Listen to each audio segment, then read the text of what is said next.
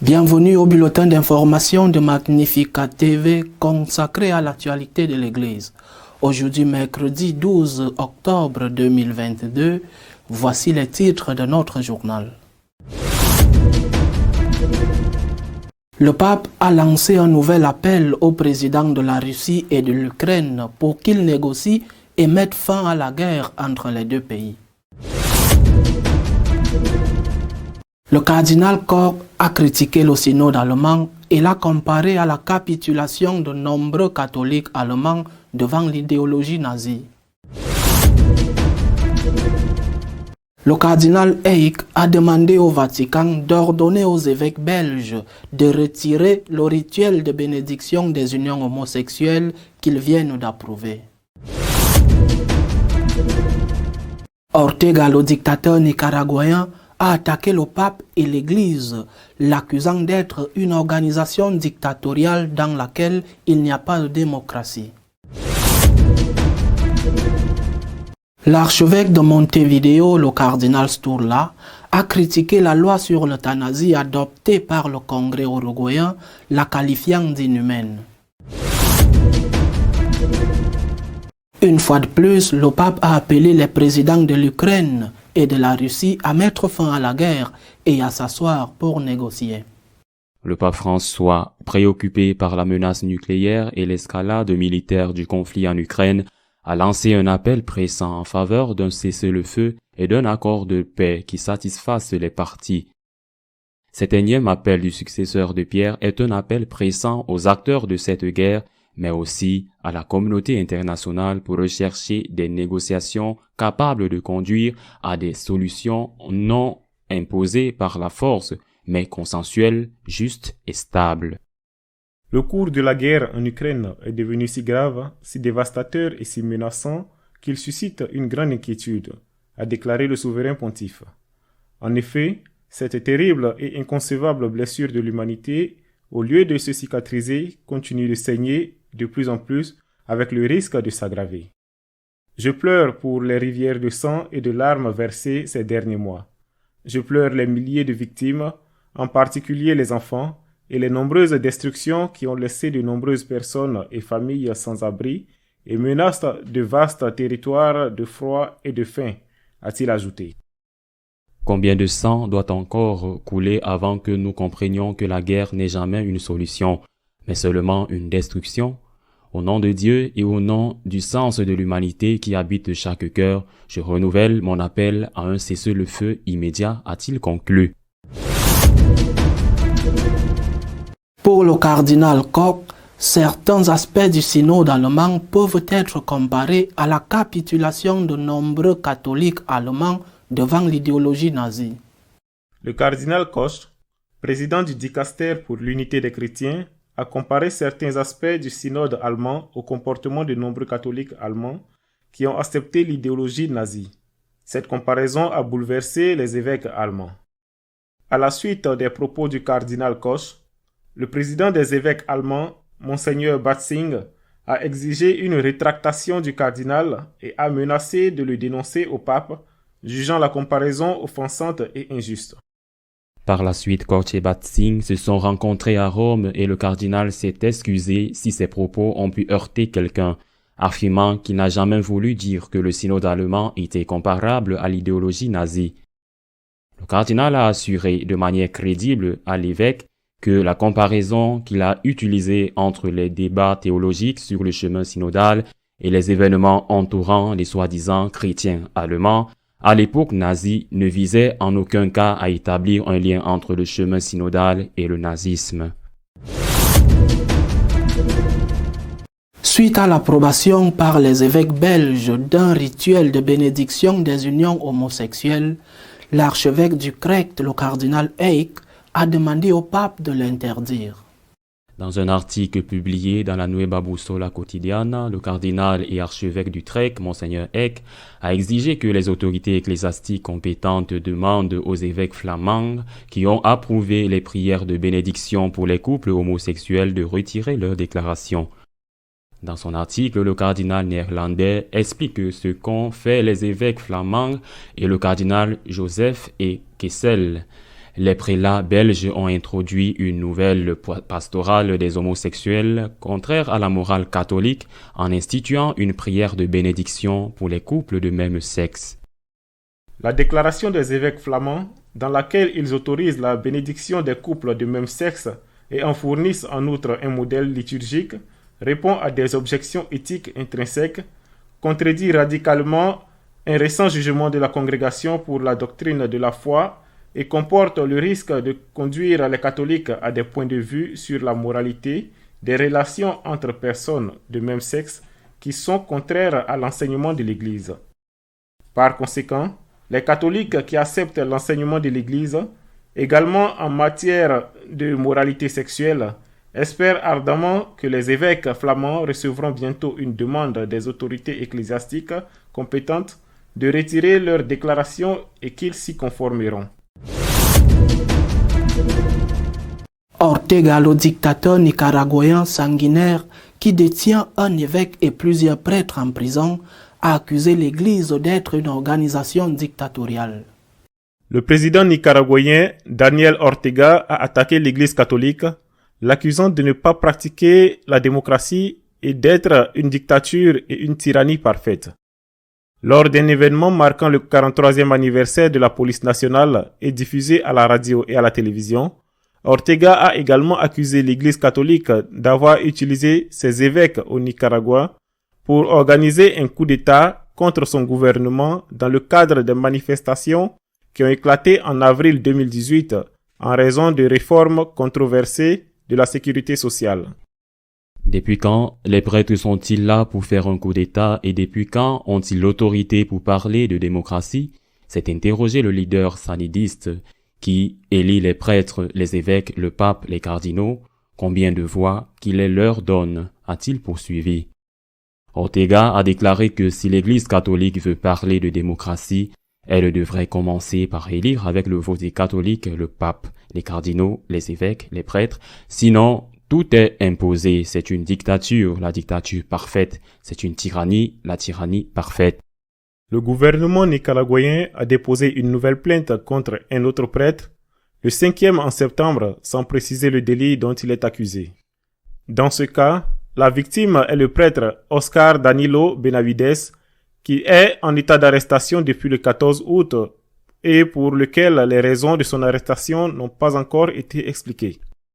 Monseigneur Benavides est le 7e prêtre à être inculpé depuis le début de l'année au Nicaragua et le 8e à être placé en garde à vue. L'évêque Rolando José Alvarez Lagos, ainsi que 4 autres prêtres déjà inculpés, ont été emmenés par des policiers à l'aube du vendredi 19 août au palais épiscopal du diocèse de Matagalpa. Le cardinal Sturla d'Uruguay a critiqué la loi sur l'euthanasie approuvée par le Congrès de son pays, la qualifiant d'inhumaine. Un net recul de la reconnaissance de la dignité de toute vie humaine vient d'être voté par la majorité des députés.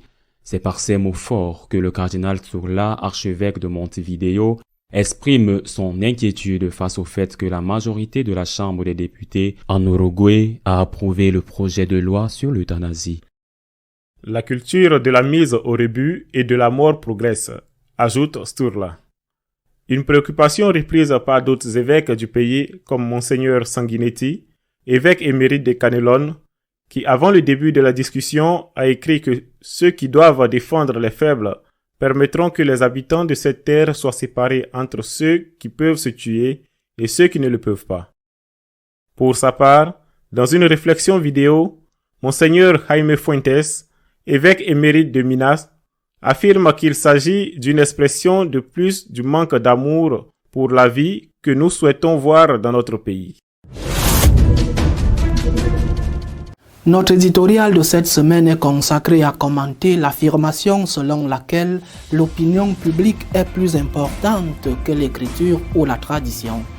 Les paroles du cardinal Koch, qui est le président du dicaster pour l'unité des chrétiens, ont beaucoup irrité les cathos protestants allemands. En réalité, ce que le cardinal a dit et qui est la cause de leur colère, c'est qu'on ne peut pas accepter une nouvelle source de révélation qui serait l'opinion publique. En plus de l'écriture et de la tradition, la nouvelle théologie de la nouvelle Église réclame cette nouvelle source de révélation. Ce que le peuple dit est parole de Dieu. Ce que la majorité dit, ce que le peuple dit, est plus important que l'écriture et la tradition. Et l'écriture et la tradition doivent être subordonnées à l'opinion publique. L'excuse que ces catho-protestants allemands ont donnée pour justifier leur colère est que le cardinal Koch a comparé, sans faire une comparaison exacte, mais d'une certaine manière, il a comparé ce qui se passe avec le synode allemand avec ce qui s'est passé avec une partie de l'Église catholique à l'époque nazie, lorsque cette partie de l'Église catholique s'est autorisée ou s'est volontairement soumise ou s'est laissée soumettre au dictat du parti nazi. Eh bien, cela a rendu le président des évêques allemands très nerveux et il a même menacé de dénoncer le cardinal Koch au pape. En fin de compte, il semble qu'une réconciliation ait été atteinte et je pense que cela témoigne de la force de chacun. Quoi qu'il en soit, ce qui nous a vraiment dérangé, ce n'est pas une comparaison farfelue. Le cardinal Koch lui-même a dit que ce n'était pas son intention. Mais ce qui a dérangé, c'est de dénoncer l'essence de la nouvelle théologie. Il existe une troisième source de révélation. Dieu parle à travers le peuple, ou en d'autres termes, Dieu parle à travers l'opinion publique qui, comme nous le savons tous, est très facilement manipulable. C'est une façon de mettre l'Église non seulement en fonction des intérêts du monde, mais de la soumettre clairement à ce que veulent les politiciens ou les seigneurs du monde, qui sont ceux qui font bouger cette opinion publique, surtout à travers les médias. Mais comment en sommes-nous arrivés là? Comment est-il possible qu'il y ait tant d'évêques importants et tant de prêtres qui y soient favorables? Que nous est-il arrivé pour que nous désirions la soumission de l'Église au monde? Que nous est-il arrivé? Et plus grave encore, comment est-il possible que tant de catholiques pratiquants soient d'accord avec cela? Je ne suis pas sûrement le seul à avoir entendu à plusieurs reprises des phrases comme celle-ci: l'Église doit se moderniser, l'Église doit rattraper son retard, l'Église est dépassée. Quand ils disent ces choses, ils ne font pas référence au fait que l'Église doit mieux utiliser les nouveaux médias pour évangéliser. Ils disent précisément que l'Église doit se soumettre à l'opinion publique et à ce que les gens pensent. Je répète, l'opinion publique est changeante et manipulable. C'est ce que l'Église doit accepter à tout moment. Comme, pensent-ils, les prêtres, beaucoup de prêtres, pas tous les prêtres, pas tous les évêques, et beaucoup de laïcs pratiquants, pas tous, pensent que pour survivre et se moderniser, l'Église doit s'adapter et se soumettre. J'insiste, comment avons-nous fait pour y arriver? Et qu'est-ce qui se cache derrière, si ce n'est l'intérêt du monde à ce que l'Église cesse d'être la conscience critique? À une occasion, presque au début de son pontificat, le pape Benoît XVI a dit: ce que les enfants savaient, aujourd'hui les personnes âgées ne le savent plus. Et il a appelé à un effort pour former le peuple de Dieu. Un effort que la plupart des gens n'ont pas écouté. Mais pourquoi le pape Benoît a-t-il dit cela? Parce que pendant des décennies, dans de nombreux endroits, la catéchèse ne consistait pas à apprendre ce que l'Église enseigne, apprendre ce que dit la parole de Dieu, apprendre ce que le Seigneur enseigne. La catéchèse était: et toi, qu'en penses-tu? Il me semble que... tant avec les enfants et surtout dans la catéchèse de confirmation.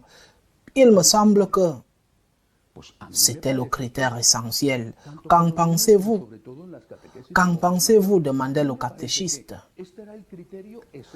Pouvez-vous imaginer que dans un cours de mathématiques des premières années ou dans une classe de mathématiques à l'université en licence des sciences exactes, le professeur demande à ses étudiants, voyons, combien font 2 plus 2, 4, 25 ou 87? C'est absurde. Eh bien, c'est ce qui se passe depuis de nombreuses années. En de nombreux endroits de l'Église, la formation n'existe plus. Ce peuple de Dieu est un peuple de Dieu désarmé qui tombe facilement dans les mains de toutes ces pressions qui l'entourent et qui l'amènent à dire, sans vraiment se rendre compte de ce qu'il dit, l'Église doit se moderniser, elle doit devenir moderne, c'est-à-dire qu'elle doit accepter ce que le monde enseigne.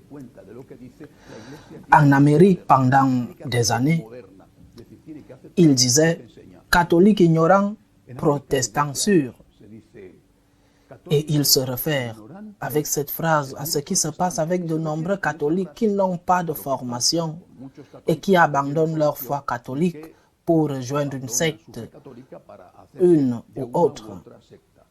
Je crois que cette phrase aujourd'hui peut être appliquée encore plus précisément à ce qui se passe au sein des catholiques pratiquants baptisés qui continuent à aller à la messe, qui reçoivent la communion et qui demandent la modernisation de l'Église. Il y a une immense ignorance, car ce qu'ils ne réalisent pas, c'est que lorsqu'on prétend que le monde soit la voie du monde, l'opinion publique, ce que dit le peuple, est la première et la plus importante source de révélation sur la base de laquelle on décidera ce qui est vrai et ce qui est faux, ce qui est bon et ce qui est mauvais. Ce dont ils ne se rendent pas compte, c'est qu'ils nient la divinité du Christ. Si Jésus-Christ est dépassé, il doit être remis au goût du jour.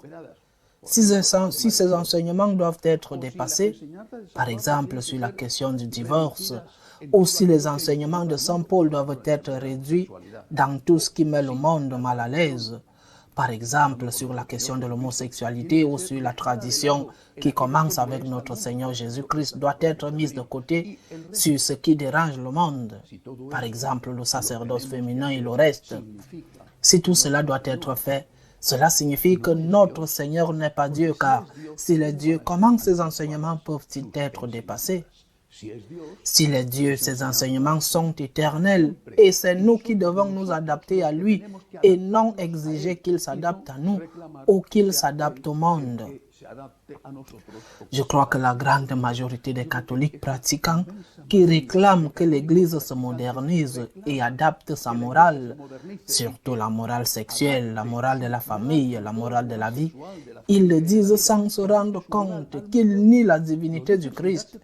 Mais ils le disent en niant la divinité du Christ parce qu'ils n'ont pas été formés. Parce que pendant des années, j'insiste, on a fait une catéchèse autoréférentielle où ce qui comptait n'était pas ce que le Seigneur enseigne, ce que l'Écriture enseigne. Ce qui comptait était ce que chacun pensait. Ce sont les conséquences de tout cela. Que devons-nous faire? Nous devons recommencer. Nous devons recommencer à essayer de sauver ce qui peut être encore sauvé. Parce que vraiment, comme le pape Benoît l'a dit un jour, le bateau semble couler. L'eau est déjà à l'intérieur et il semble que nous sommes sur le point de couler. Eh bien, nous devrons sauver ce qui peut être sauvé en recommençant. Recommencer signifie revenir à l'essentiel. Le Christ est Dieu. Le Christ est homme. La Vierge Marie, la Sainte Vierge Marie, est la Mère de Dieu. Elle est l'Immaculée Conception. Elle est la Vierge éternelle. Elle est celle qui est au ciel.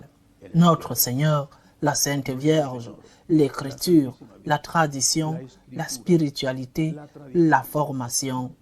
C'est là que nous devons mettre l'accent maintenant. Pour sauver ce qui peut être sauvé au milieu de cette confusion, le maximum de ce qui peut être sauvé nous devons recommencer. Nous devons recommencer avec la spiritualité et avec la formation. Ce qui arrivera, arrivera. Je ne sais pas, j'ai très peur, mais je ne sais pas. Nous sommes entre les mains de Dieu, mais nous devons faire notre part. Nous devons recommencer avec la spiritualité et la formation. À la semaine prochaine, si Dieu le veut. Si vous souhaitez être au courant de ce qui se passe dans notre église, vous pouvez le faire à travers notre page d'information magnificat.tv. À nous revoir dans 2 semaines, si Dieu le veut.